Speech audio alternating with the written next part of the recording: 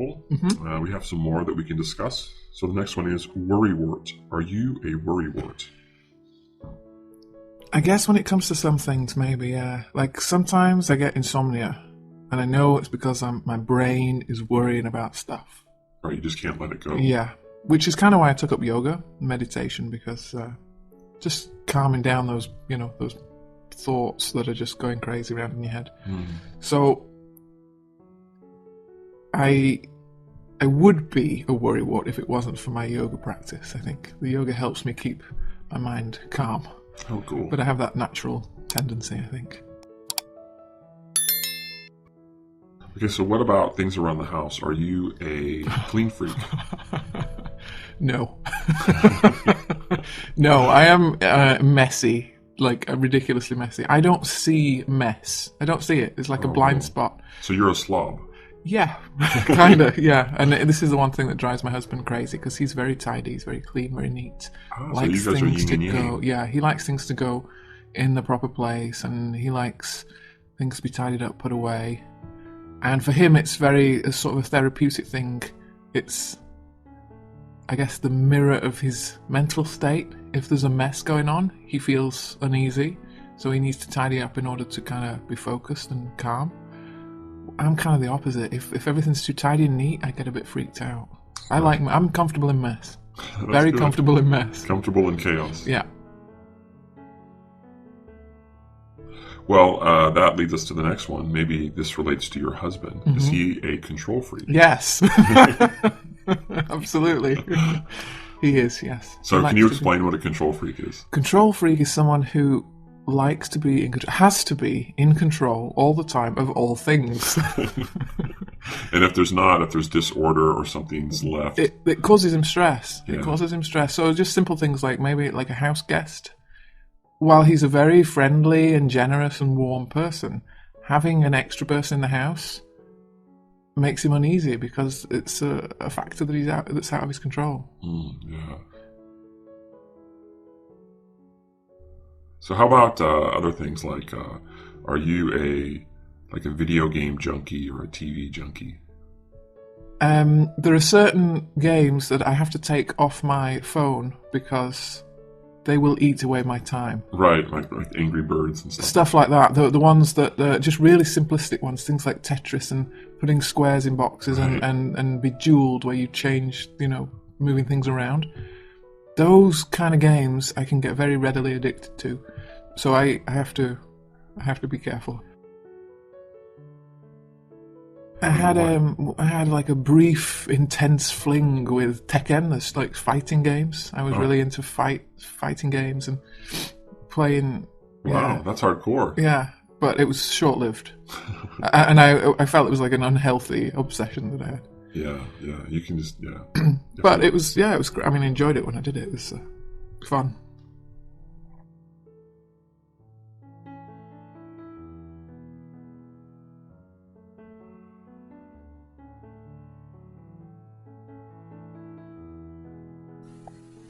So, Sonny, talking about ocean sports and being on the ocean, maybe you could talk about your ocean swimming experiences in Ogasawara.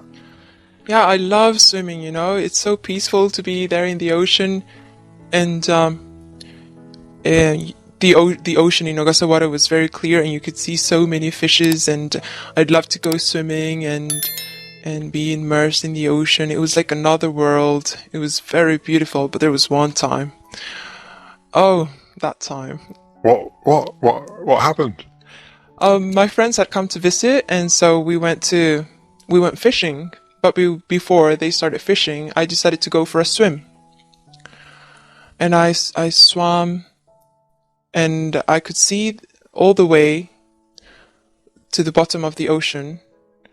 And I see this fish, but they're actually not fish. They were sharks. They were white tip sharks. Wow. There were 4 of them at the bottom of the ocean. And I just remember, that one thing you have to do is to keep calm. So I did that. I swam out.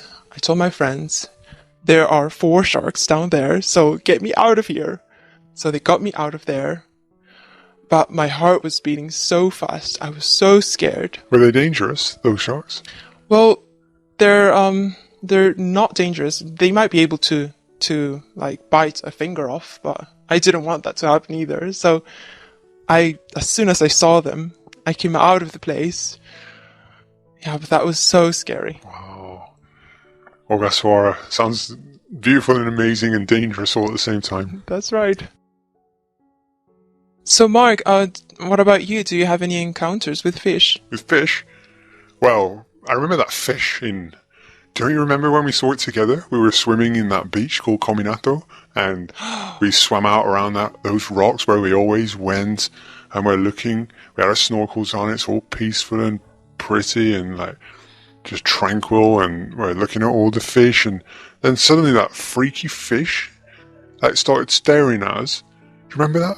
Yeah, with huge eyes. Huge eye, and then it started coming towards us. That's right. So in the middle of the ocean, we decided, okay, let's just split. We split. We were swimming away from it, and it was swimming after us. This little fish. Like, it was very small. It was like 30 centimeters long, but it looked really scary. Yeah, we were quite far out from the beach, and we did split up, didn't we? And then what happened? I went that way, and you went that way, and guess which way it went? My way. and it chased you all the way into the sea, into the beach. So I was swimming really quickly, trying to get out of the beach, and it was very close to me, and I thought it would bite my toes, but it didn't do anything. But I can't forget that time that a small fish got me out of the ocean. It was so weird, wasn't it? Like, fish don't do that. They don't, and it was the only fish. Like, there were no other fish around. Strange. Mysterious.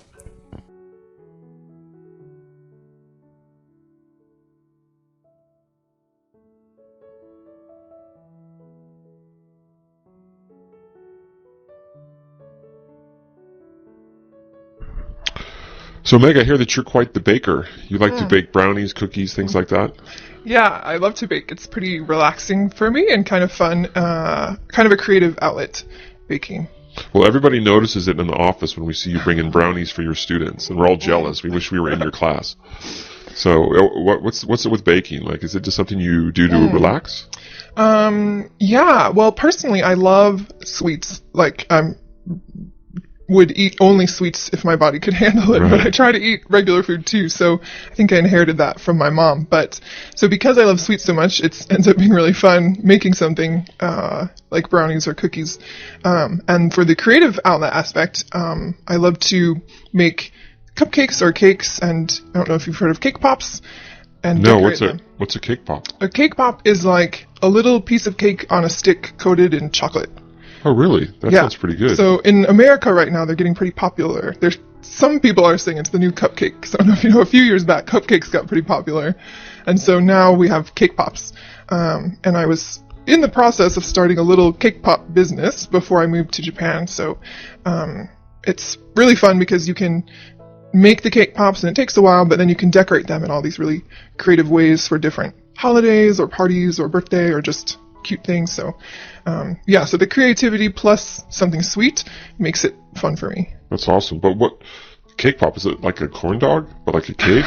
No, it's just like a little round piece of cake. So the process is you should bake a cake like normal, and then sift it up so it's just tiny little crumbs. So ruin the cake that you've made, sift it up till it's just crumbs, and then mix in just a little bit of like cream cheese frosting, and it makes kind of a formable, moldable dough. And then you mold balls, put it on a stick, dip it in chocolate, and then you can decorate it. So it can be chocolate or like a vanilla, a colored type. You know, you can have different colors, things like that. So cake pops. Yeah. So cake pops are probably my favorite thing to make, but also decorating cakes. I took a couple of cake decorating classes, and making frosting and, using the special frosting tools to swirl it on cupcakes or whatever. So have you ever made like a wedding cake or anything like that? I did actually make one wedding cake. I never really wanted to make wedding cakes because they're very complicated and there's so much pressure for it to be extremely perfect because it's someone's wedding. And so, but there was a couple that I knew who were just doing a really like low budget, cute wedding, and they weren't too concerned about it being a huge cake. They just needed something smaller. And so I did a couple of tiers, and it was actually a chocolate cake, so it wasn't even white. So I did one chocolate cake, but I've done cake pops for a few weddings as like favors for the guests. Wow, the cake pops are just the thing. Yeah, cake, because they come out so cute. I actually have a cake pop set that I can make where it looks like a little bride and a little groom, like a little tuxedo. And so those are probably my most popular ones for weddings. And I also, before cake pops, I was making truffles. So that's another thing that you can also decorate in a cute way. Wow. Well, actually, we'll talk about that more in the next interview. I'd like to ask you some questions about truffles. Sure.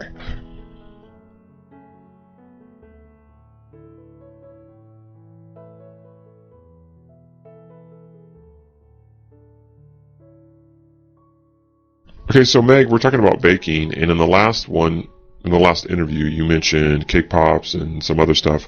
Now, you also mentioned truffles. What is a truffle? A truffle is, it's a little chocolate candy, or it can be not so tiny, but it's not huge. It's like bite-sized chocolate candy with something on the inside that's called ganache, which is, can be a chocolate or a different flavor, kind of creamy or a little more firm, and then coated in chocolate. So it's a chocolate candy, basically. Okay. Now, I sometimes hear the word truffles like something that pigs find under trees. Is it the same word? No. Well, same word, but those are a type of mushroom, I think. Yeah. Yeah, so there's truffles mushroom, and then there's truffles chocolate candy. So I guess be careful which one you're ordering if you're at the store. Right, they have nothing to do with each other. No, I mean, maybe someone has made a mushroom chocolate truffle before, Right. I'm not sure, but not me. Okay, so are truffles easy to make? They're time consuming. So I don't think they're difficult to make, but you have to have the time to put in because you need to make the inside chocolate part first and mix together the ingredients and then I always did it by hand, form all the little balls, so that you can dip them in chocolate. And so one batch I could usually get maybe 60 truffles. So probably I had to spend a few hours working on a batch of truffles. Wow, can you go through the process? Like, how do you make them from start to finish? So probably my favorite ones are like an espresso chocolate kind where I need some chopped up chocolate, more like baking chocolate or really dark chocolate, or if you want milk chocolate, you can use it. And then mix that with some heavy cream and butter on the stove, and if there's any flavor you're going to add. And so if it's like a coffee flavor, you can add some coffee grinds and later strain them out, so it has that flavor. And then, that's the inner part that you're making. That's like, what's that called again? Ganache. Ganache. Okay. And so then you've made that, and so it's still pretty thin, more liquidy, and so you need to put it in the fridge to let it firm up. That recipe can take a few hours before it's ready. And then once it's ready, I just use like a small spoon to scoop a little out and then use my hands to roll it into like a ball shape. And then let that sit. And I might have to put it back in the fridge because your hands kind of warm the chocolate back up. And then once it's out, you can use a special dipping fork or just a regular small fork and have some melted coating chocolate that you can get at craft stores, or there's fancy kinds or cheap kinds or whatever. And then you need to dip each ball individually and put it down on wax paper, like a special paper that it won't stick to. And then you let them, if you're going to add anything on top, like sprinkles or anything, you can do that. And then that's it, you're done. Wow, and then you just put them in the fridge. You chill them, right?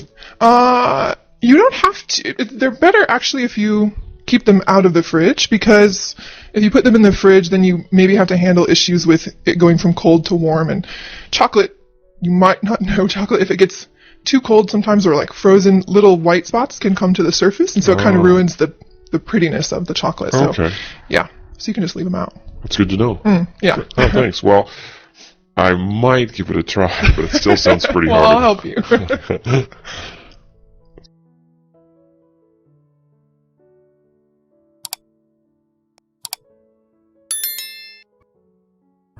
So, I'm here with Chantal, and we both are from the United States, and we both are teachers in Japan.